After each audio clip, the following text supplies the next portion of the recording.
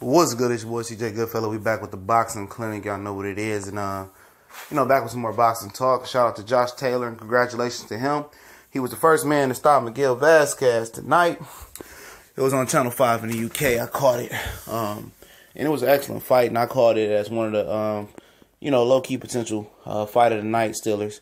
Because you do have the HBO card with Danny Jacobs, Luis Arias, also Jarrell Big Baby Miller, and Wack. Also got the ESPN Arthur Better Be card versus the German guy. And I think another potential fighter of the night candidate is Mike Reed taking on Jose Ramirez. But this fight set the bar high tonight, very high. And Vazquez was a guy at 140. Nobody was looking to fight. 135, he held IBF title for 4 years before losing a close decision against Mickey Bay, I believe. Very close, very thin decision. Most people thought he was robbed in all 4 of his losses, I believe. Losing to Canelo in a real razor-thin fight way back when. Timothy Bradley wasn't able to knock him out, a host of others. And, Josh Taylor today showed his class. Was the type of fight that you need coming up, building towards a 12-round fight. He had never been past 8 rounds coming in this fight. And, he needed it. This is the type of fight that builds character. This type of fight that, Erickson Lubin needed before taking on a Jamel Charlo.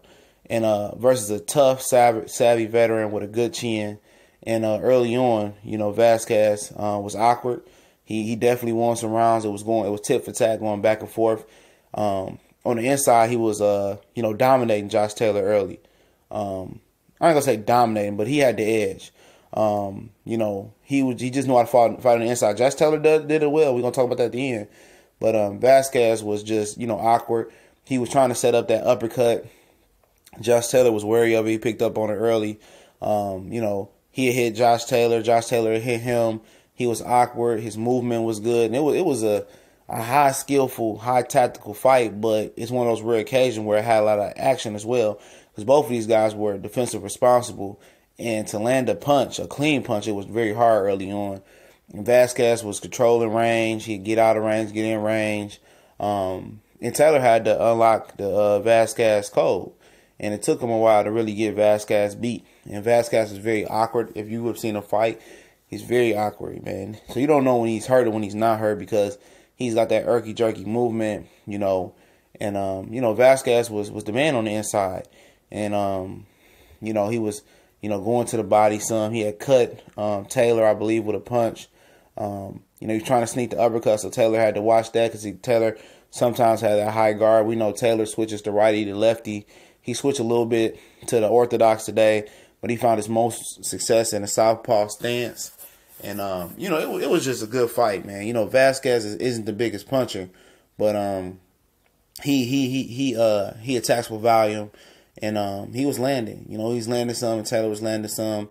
About the 6th round, I think the analyst gave it to Vazquez. I thought it was a turning point round where Josh Taylor turned the corner, and I was right. I think it was the 5th or 6th round, going into the 6th or 7th. Taylor started to dominate. Seemed like his corner told him to stay behind the jab a little bit. And he seen that Vazquez, couldn't box with him on the outside for the most part. And he was sticking behind the jab, boxing on the outside, hitting him with right, left hooks at will. Clean. Vazquez had a wonderful chin because he was eating some clean right and left hooks all night, And then Taylor, when he seen he had him from distance, I thought he was making a mistake. And then Taylor closed the distance. He could have just boxed him and went to a decision all night, I believe. Then he closed the distance. He started to attack the body once again. That seemed to be the focal point coming out. But Vazquez didn't let the body, coming into the fight, didn't let the body become easy.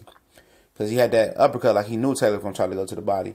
But after a while, after a lot of right and left hooks and a lot of, then I think his straight left started to land. That started to put it on Vazquez. That straight left hand.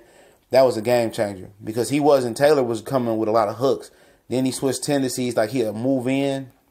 Then in the 6th round, he stepped in, and he usually would step in with a left hook. With a right or left hook. He stepped in with a double jab. And I think that made Vazquez a little wary because he seen he was able to make adjustments. And when another adjustment that he did make was then he would come behind a jab. When I told you he had a lot of success boxing and moving, we could have boxed him to 12 rounds.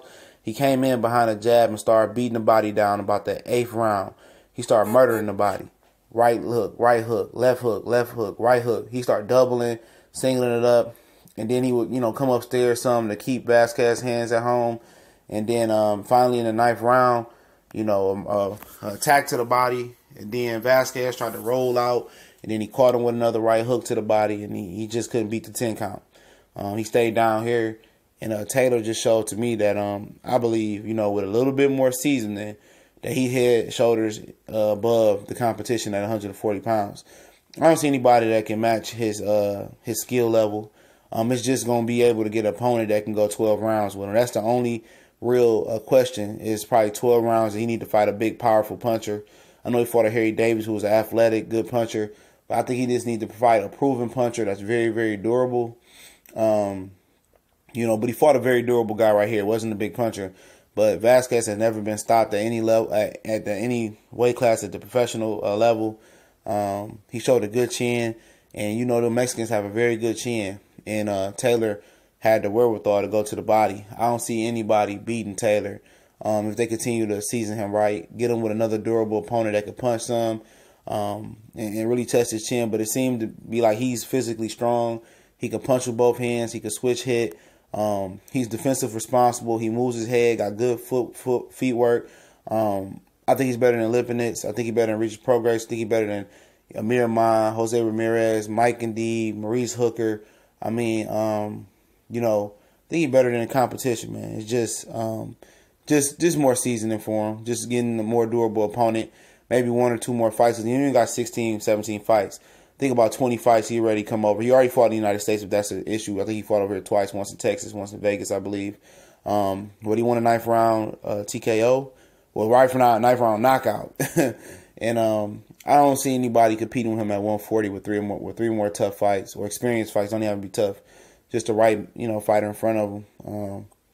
I know Vazquez is, hopefully doesn't retire. He still got it.